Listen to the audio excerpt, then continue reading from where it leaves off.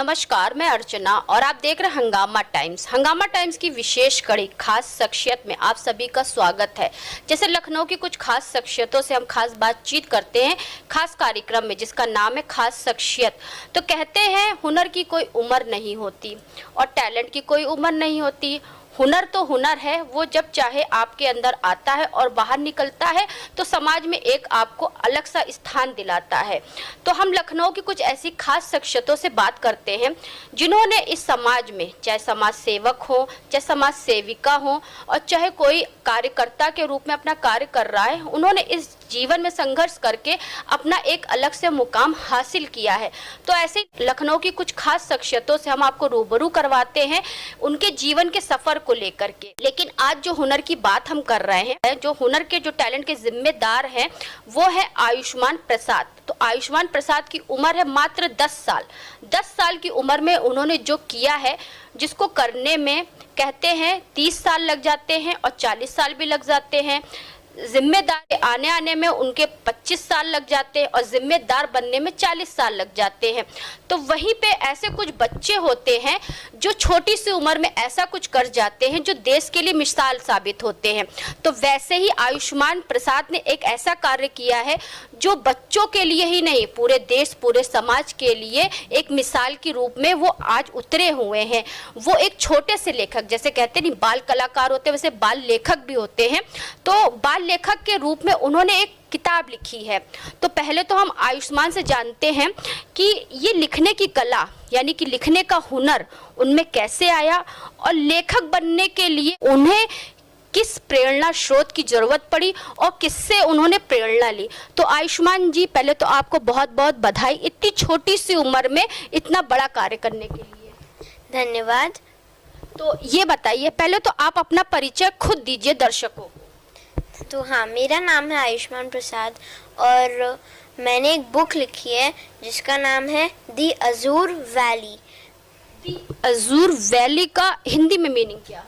तो इस बुक का मीनिंग हिंदी में होगा, एक बड़ा सा फूलों का, जहाँ फूल होते हैं ना, एक बड़ी सी वैली होती है, लहलाते फूल होते हैं, वही एक नीले शेड के कलर के फूल जो बहुत ही शक्तिमान होते हैं और वो सबको बचाते हैं और शुद्धता बनाए रखते हैं।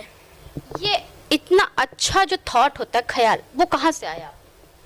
तो ये ख्याल मुझे एक्चुअली, मैं जब रामायण और महाभारत देखता था तो मुझे आप जैसे बच्चे 10 साल के हैं और 6th क्लास में रामायण महाभारत आप देखते हैं?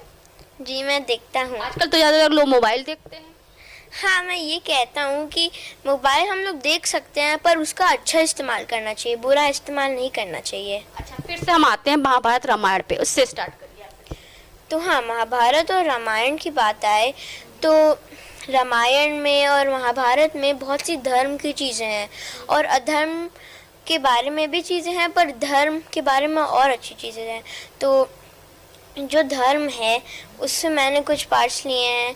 तो मेरे बुक में भी 2 पक्ष हैं, एक धर्म का पक्ष और एक अधर्म का पक्ष, यानी कि एक निगेटिव एक पॉजिटिव का पक्ष आपका। जी। जैसे धर्म विजय पाता है अधर्म पे, वैसे ही मैंने इस बुक में लिखा है कि धर्म अधर्म से विजय पाता है। यानी कि आप चाहे जितना भी झूठ बोल लीजिए, चाहे जितना भी आप अधर्म कर लीजिए, लेकिन कहते नहीं है एक सच को बोलने के लिए एक सच बोलना पड़ता है, लेकिन एक झूठ को छुपाने के लिए हमें और 100 झूठ बोलना पड़ता है। तो और कुछ बताइए अपने बुक के बारे में दर्शकों को।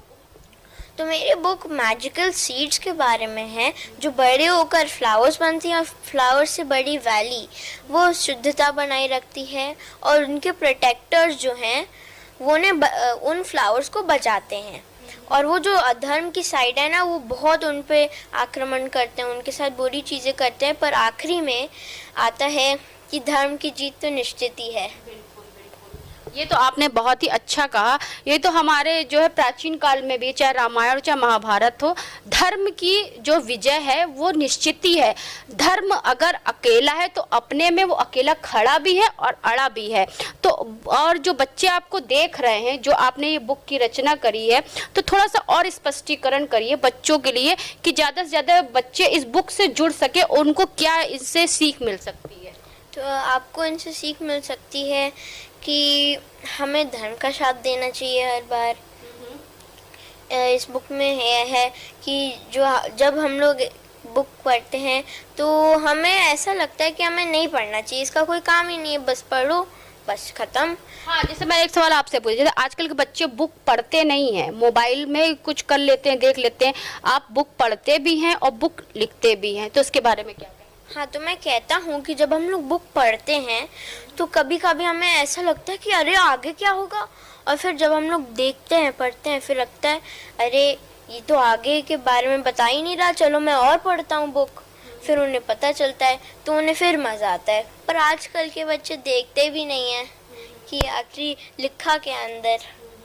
बिल्कुल, अगर वो मोबाइल में देखते हैं और उसको आगे बढ़ा दे, जैसे शुरुआत में देखा तो उनको बस ये उत्सुकता हो जाती है कि इसमें क्या सस्पेंस है, उसको उन्होंने धीरे से मोबाइल में आगे बढ़ा दिया। लेकिन बुक में ये चीज़ नहीं होती है। हाँ, इसमें ये चीज़ नहीं होती है, इसमें हमें देखना पड़ता है, फिर हमें और भी मज़ा आता है। आपको कितना मज़ा आता है? मुझे तो बहुत मज़ा आता है बुक पढ़ने में। कहाँ से ये प्रेरणा मिली बुक लिखने की और बुक पढ़ने की? तो जो मुझे ये प्रेरणा मिली है, ये मुझे अपने नाना जी से मिली है और मेरे परनाना जी, मेरे दोनों बहुत अच्छे राइटर्स हैं, उन्हीं से प्रेरणा मिली मुझे। तो यानी कि आप आगे चल करके अपने नाना का नाम रोशन करने वाले हैं। जी हाँ।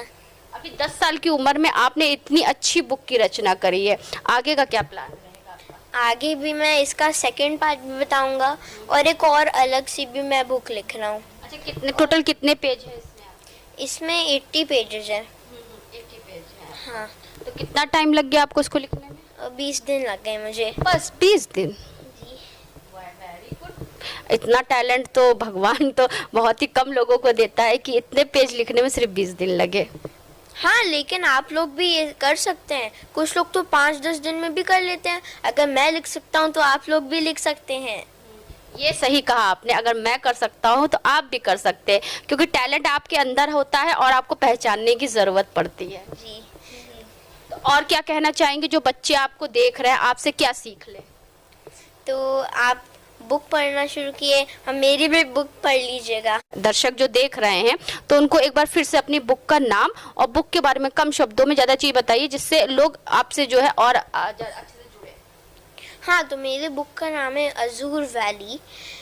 तो इस वैली में एक बड़ी सी शील्ड होती है जो उनके प्रोटेक्टर्स की जगह को प्रोटेक्ट करती है, और बहुत लोग उस पर आक्रमण करते हैं, छल भी करते हैं, और जो प्रोटेक्टर्स हैं उनके माता पिता को भी गंदे व्यवहार से रखते हैं। तो आपके अंदर तो बहुत टैलेंट है, आप हाजिर जवाब भी बहुत हैं। ज़्यादातर मैं देखती हूँ जब मैं सवाल करती हूँ तो कुछ जवाब नहीं दे पाते, लेकिन आपके अंदर टैलेंट है कि आप हाजिर जवाब हैं। तो आयुष्मान जी ये बताइए कि आपकी जो बुक है इसको लिखने में आपका सपोर्ट किसने किसने किया और किसको किसको आप धन्यवाद देना चाहते हैं? तो सबसे पहले तो मैं अपने स्कूल कुंस्कैप स्कूल इन लखनऊ को थैंक यू करना चाहता हूँ, और BreeBooks.com को थैंक यू करना चाहता हूँ, क्योंकि मुझे इतनी अच्छी अपॉर्चुनिटी दी जिससे मैं एक बुक लिख सकूँ। और अपने माता पिता के लिए क्या कहना चाहते हैं? हाँ, मेरे माता ने, मेरे नानी ने, मेरी दीदी ने बहुत सपोर्ट किया मुझे हेल्प करने के लिए, और मैं उनका भी बहुत बड़ा आभारी रहूँगा। तो ये थे हमारे साथ में आयुष्मान प्रसाद जी, जिन्होंने इतनी अच्छी बुक लिखी है जिसे पढ़ करके बच्चे अपने टैलेंट को और आगे बढ़ा सकते हैं।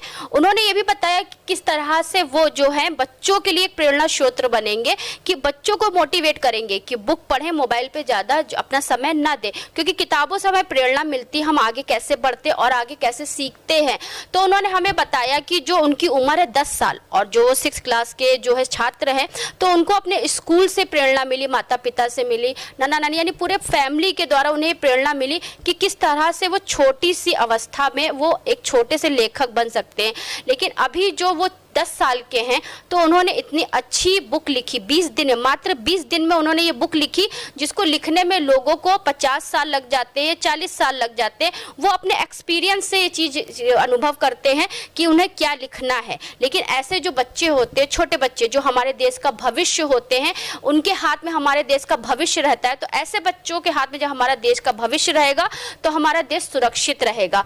तो ऐसी खास शख्सियत की कड़ी में हम आपको लखनऊ की कुछ खास शख्सियतों से रूबरू करवाते हैं उनके जीवन के सफर के लिए। लेकिन आज हमारे खास शख्सियत में इतने छोटा सा बच्चा था जो बाल लेखक के रूप में आयुष्मान प्रसाद जी थे। तो उन्होंने बताया कि जीवन में आगे बढ़ करके हम कैसे कैसे क्या कर सकते हैं। तो इसी के साथ मैं अर्चना आपसे इजाजत लेना चाहूंगी। धन्यवाद, बने रहिएगा हंगामा टाइम न्यूज चैनल के साथ।